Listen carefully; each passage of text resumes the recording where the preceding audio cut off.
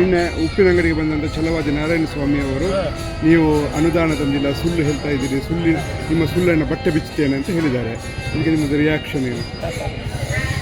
ನೋಡಿ, ಈ ನಾಯಿ ಇದೆ ಅಲ್ಲ, ಈ ನಾಯಿ ಕಳ್ಳ ಬಂದರೂ ಬೊಗಳ್ತದೆ, ಒಳ್ಳೆಯವರು ಬಂದರೂ ಬೊಗಳ್ತದೆ. ನಾಯಿಗೆ ಬೊಗಳುವೆ ಒಂದು, ಅದಕ್ಕೆ ಯಾರು ಒಳ್ಳೆಯವರು ಯಾರು ಕೆಟ್ಟವರು ಅಂತ ನಾಯಿಗೆ ಗೊತ್ತಾಗೋದಿಲ್ಲ. ಈ ಛಲವಾದಿಗೂ ಅದೇ ನಾಯಿ ಥರ, ಅದಕ್ಕೆ ಯಾವುದು ಏನಂತ ಗೊತ್ತಾಗೋದಿಲ್ಲ. ಪಾಪ ಬೊಗಳಿದೆ, ಅದಕ್ಕೇನು ಮಾಡೋದು?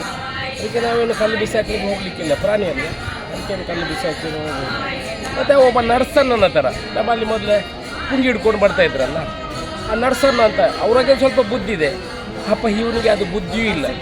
ಅವ್ರಿಗೆ ಯಾರು ನೀವು ಕರೀತೀರ ಛಲವಾದಿ ನಾರಾಯಣ ಸ್ವಾಮಿ ಅಂತ, ಅವರು ಛಲವಾದಿ ನಾರಾಯಕ ಸ್ವಾಮಿ ಅಂತ ಅವನಿಗೆ ಕರಿಬೇಕು. ಪಾಪ ನಾನು BJPಯನ್ನೆಲ್ಲ ಬಂಧುಗಳ ಹತ್ರ ವಿನಂತಿ ಮಾಡಿಕೊಳ್ಳೋದು ನೋಡಿ, ಅದೆಲ್ಲ ಮೇಲುಗಡೆಯಿಂದ ಬಂದು ಏನೇನು ಇಲ್ಲಿ ಬೊಗಳಿಗೆ ಹೋಗ್ತದೆ. ಯಾರಿಗೆ ಎಷ್ಟು ವರ್ಷ ಅಧಿಕಾರ ಇರ್ತದ, ಯಾರು MLA ಆಗ್ತಾರ, ಯಾರು ಮಂತ್ರಿ ಆಗ್ತಾರ ಅಂತ ಏನು ಪರ್ಮನೆಂಟ್ ಯಾವುದಿಲ್ಲ. ಸುಮ್ಮನೆ ಇಂಥವರನ್ನೆಲ್ಲ ತಂದು ಇಲ್ಲಿ ಬೊಗಳಿಸಿ ನಮ್ಮ ಪ್ರೀತಿಯನ್ನು ಯಾಕೆ ಹಾಳು ಮಾಡ್ಕೊಂಡು, ನಮ್ಮ ಬಾಂಧವ್ಯವನ್ನು ಯಾಕೆ ಹಾಳು ಮಾಡ್ಬೋದು? BJP ಕಾಂಗ್ರೆಸ್ ಅಂತ ಇದ್ದೇವೆ, ಅದೇ ನಾವು ಪ್ರೀತಿಯಿಂದ ಇದ್ದೀವಲ್ಲ, ಇದೆಲ್ಲ ಇಲ್ಲಿ ಬಂದು ಬೊಗಳಿ ನಮ್ಮನ್ನು ಹಾಳು ಮಾಡೋದಕ್ಕೆ ಇದಕ್ಕೆಲ್ಲ ಬುದ್ಧಿ ಇಲ್ಲ. ಈಗ ನಿಮ್ಮನ್ನು ವೇದಿಕೆಗೆ ಕರ್ಕೊಂಡು ಬನ್ನಿ, ನಾವು ಸವಾಲು ಹಾಕ್ತೇನೆ, ಅವರಲ್ಲಿ ವಾದ ಮಾಡ್ತೇನೆ. ಅವರು ಬಿಡಿ, ಅವರ ಪೂರ್ತಿ ತಂಡ ಬಂದರೂ ಯಾವುದೇ ಇದರಲ್ಲಿ ನಾನು ಚಾಲೆಂಜಿಗೆ ಇರೋದು. ಅವ್ರು ನನ್ನ ವೇದಿಕೆಗೆ ಬರಲಿ, ನಾನಲ್ಲ ಶಾಸಕ, ನನ್ನ ವೇದಿಕೆಗೆ ಬರ್ಬೋದು, ಅವರ ವೇದಿಕೆಗೆ ನಾನು ಹೋಗೋದಲ್ಲ. ಒಂದು ಸಾಮೂಹಿಕ ವೇದಿಕೆ ಸೃಷ್ಟಿ ಮಾಡಲಿ, ನಾನು ಉತ್ತರ ಕೊಡ್ತೀನಿ.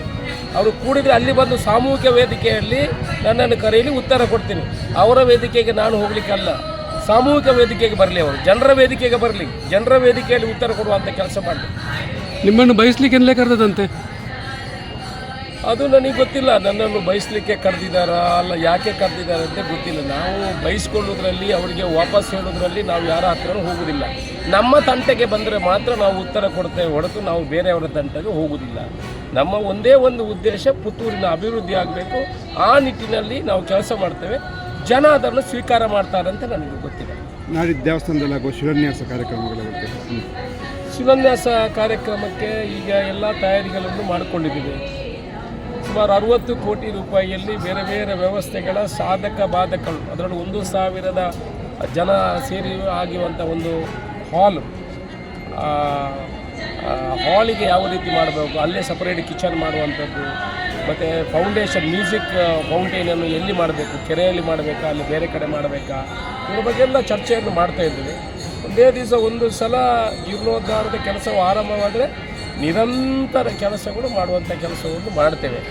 1.5 ವರ್ಷದಲ್ಲಿ ಎಲ್ಲ ಯಾವ ರೀತಿ ಪರ್ಮನೆಂಟು, ಇನ್ನು ನೀವು ಒಂದು ಕಡೆಯಿಂದ ಮಾಲಿಂಗೇಶ್ವರ ದೇವಸ್ಥಾನ ಆ ರಸ್ತೆಯಿಂದ ನೋಡಿದರೆ ಈ ರಸ್ತೆಯವರ ಇನ್ಕ್ಲೂಡಿಂಗ್ ಡ್ರೈನೇಜ್ ಸಿಸ್ಟಮನ್ನು ಮಾಡಿ ವ್ಯವಸ್ಥಿತವಾಗಿ ಈ ದೇವಸ್ಥಾನ, ಈ ಪುಣ್ಯ ಸನ್ನಿಧಿ, ಈ ಹಿಂದೂ ಕ್ಷೇತ್ರ ಭಕ್ತರನ್ನು ಕೈ ಬೀಸಿ ಕರೆಯುವಾಗಿ ಮುಂದೆ ದಿವಸಗಳು ಮಾಡಿ.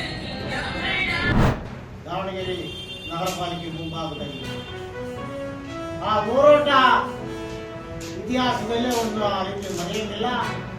ಆ ಹೋರಾಟಕ್ಕೆ ನಮ್ಮ ನಗರ ಪಾಲಿಕೆಯವರು ಶಾಮನೂರು ಶಿವಶಂಕರಪ್ಪನವರು ಆ ಟೈಮ್ನಲ್ಲಿ ಹೋರಾಟಕ್ಕೆ ಮಣಿದು, ನಾನು 2002ರಲ್ಲಿ ನಗರಾಭಿವೃದ್ಧಿ ಮಂಡಳಿ ಸದಸ್ಯನಾಗಿದ್ದೆ. ನನಗೆ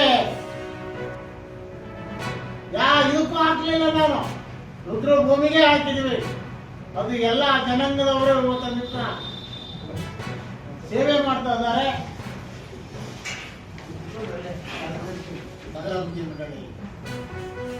ಕೊನೆಗೆ ಏನಾಯ್ತು ಅಂದ್ರೆ ವೀರಶೈವರಿಗೆ ಅರ್ಧ ಮುಕ್ತಾಯ ಆಗುವುದು. ಅಲ್ಲಿ ಕೆಲವಾರು ಜನ ಗುಡಿಸಲು ಕಟ್ಟಿದ್ರು. ನಾವು ಶಿವಶಂಕರಪ್ಪರು SP DC ಹೋಗಿ ರಾತ್ರಿನೇ ಕಮೆನ್ಸ್ ಮಾಡಿಸಿ ಶಿವಶಂಕರಪ್ಪರು ಸ್ವಂತ 2 ಕೋಟಿ ಕೊಟ್ಟರು. ಯಾವ ಅನುದಾನ ಅಲ್ಲ, ಸರ್ಕಾರ ಅಲ್ಲ, ಯಾವುದೂ ಅಲ್ಲ, ಅವರು ಸ್ವಂತ ದುಡ್ಡಿನಿಂದ 2 ಕೋಟಿ ರೂಪಾಯಿ ಕೊಟ್ಟು ಶಿವಶಂಕರಪ್ಪನವ್ರು ಇವತ್ತಿಂದ ನೆನಪಿಸ್ಬೇಕು.